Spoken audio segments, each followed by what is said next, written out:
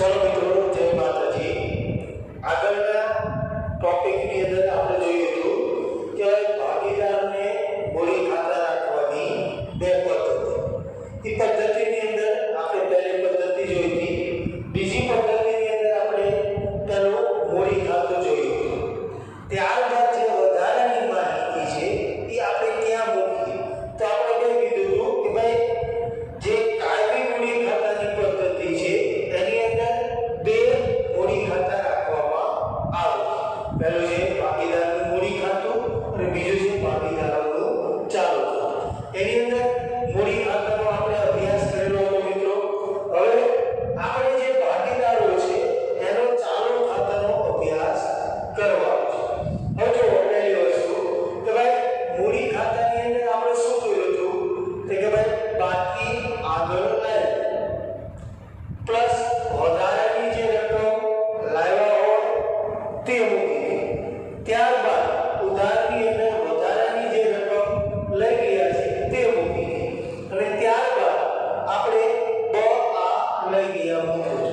હવે જે પછી વધારાની માહિતી છે કે ભાઈ મૂડી પર વ્યાજ, ઉપાડ પર વ્યાજ, બેંકનું કમિશન, બોનસ, પગાર, વેચણી પાત્ર નફામાં ભાગ, વેચણી પાત્ર નફામાં ખોટ, તો એ કઈ જગ્યાએ આપણે જોવાનું છે. તો ભાગીદારનું જે ચાલુ ખાતું છે એની અંદર બે પાર્ટ પડે છે, જમા અને ઉધાર. જમાની અંદર શરૂઆતની બાકી, મૂડી પર વ્યાજ, જમા બાકીનું વ્યાજ, પગાર, બોનસ, કમિશન, બેંકનું, વેચણી પાત્ર નફો વગેરે દર્શાવવામાં આવે છે. જ્યારે ઉધાર બાજુ છે એ ચાલુ ખાતાની ઉધાર બાકી, એનું વ્યાજ, ઉપાડ પર વ્યાજ, વેચણી પાત્ર ખોટમાં એ બધું દર્શાવવામાં આવે છે. હવે આપણે જોવાનું છે પહેલા ભાગીદારોનું ચાલુ ખાતું. આપણે જોઈએ કે ભાઈ જમા બાજુ કે ભાઈ આ લાઈ એટલે કે ભાઈ બાકી આગળ લાઈ. તો બાકી આગળ લાઈ તમને કીધેલું છે કે ભાઈ ચાલુ ખાતાની કઈ બાકી છે, કે ભાઈ જમા બાકી છે અથવા તો ઉધાર બાકી છે. જે બાકી છે એ બાજુ આપણે મૂકવાનું. જો ચાલુ ખાતાની જમા બાકી હોય તો જમા બાજુ આપણે મૂકવાનું છે કે ભાઈ ભાગીદાર A અને ભાગીદાર B. હવે ત્યાં તારીખ કઈ લખવાની છે? જે વર્ષની શરૂઆતની તારીખ છે તે કે ભાઈ 1/4. ત્યારબાદ બીજો આવે છે કે ભાઈ મૂડી પર વ્યાજ, જે આપણે અગાઉની પદ્ધતિની અંદર ભણ્યા હતા. તારીખ કઈ મૂકવાની છે? જે આખરની તારીખ હોય છે તે કે ભાઈ મૂડી પર વ્યાજ. ત્યારબાદ જે ચાલુ ખાતાની કે તમે જે જમા બાકી આપેલી છે એનો પણ વ્યાજ ગણવામાં આવે છે. એટલે ચાલુ ખાતાની જે જમા બાકી છે એનો પણ વ્યાજ છે એ વ્યાજ જમા બાજુ મૂકવામાં આવે.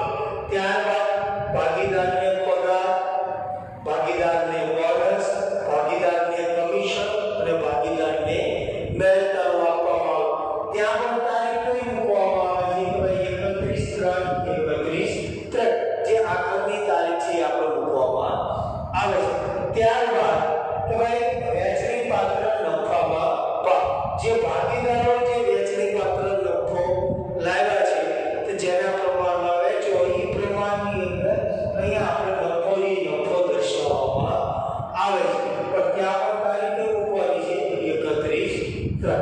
ત્યારબાદ આપણે ઉધાર બાજુ જોવો કે ભાઈ આ લાવ્યા કે ભાઈ બાકી આગળ લાવ્યા તો ત્યાં કઈ તારીખ છે કે ભાઈ 1/4. હવે તમને શું કીધું છો? ચાલુ ખાતાની શરૂઆતની ઉધાર બાકી, એટલે કે જે ઉધાર બાકી છે એ ક્યાં દર્શાવવામાં આવે છે કે ભાઈ ઉધાર બાજુ દર્શાવવામાં આવે છે. એટલે ટોપિક યાદ રાખજો મિત્રો, આની અંદર તમને નામ સહિત આપેલું હશે કે ભાઈ ઉધાર બાકી છે અથવા તો જમા બાકી છે. ત્યારબાદ ઉપાડ, જે ભાગીદારે ઉપાડ કર્યો છે ત્યાં તે પણ 31 ગણે ઉપાડ કરે, ઉપાડ પર વ્યાજ પણ 31 ગણે આપે. અને ચાલુ ખાતાની જે આપણે ઉધાર બાકી છે એનું પણ વ્યાજ છે એ વ્યાજ આપણે ઉધાર બાજુ દર્શાવવાનું છે. ત્યારબાદ 31 ની અંદર કે ભાઈ વેચણી પાત્ર ખોટ, જો ખોટ ગઈ હોય તો વેચણી પાત્ર ખોટની અંદર એનું પ્રમાણ કેટલું છે એ અહીંયા દર્શાવવામાં આવે.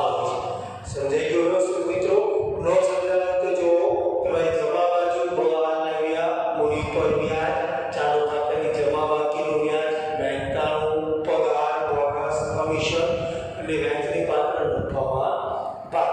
ત્યારબાદ આ બાજુ મૂકવામાં આવશે કે ભાઈ શરૂઆતની ઉધાર બાકી નહીં, ઉપાડ પર વ્યાજ, ઉધાર બાકીનું વ્યાજ, વ્યાજની પાત્ર ખોટમાં પાક. ત્યારબાદ શું કરવાનું છે મિત્રો કે ભાઈ એક બાજુનો સરવાળો કરવાનો, જે બાજુનો સરવાળો વધારે હોય એ બાજુનો સરવાળો મૂકવાનો છે.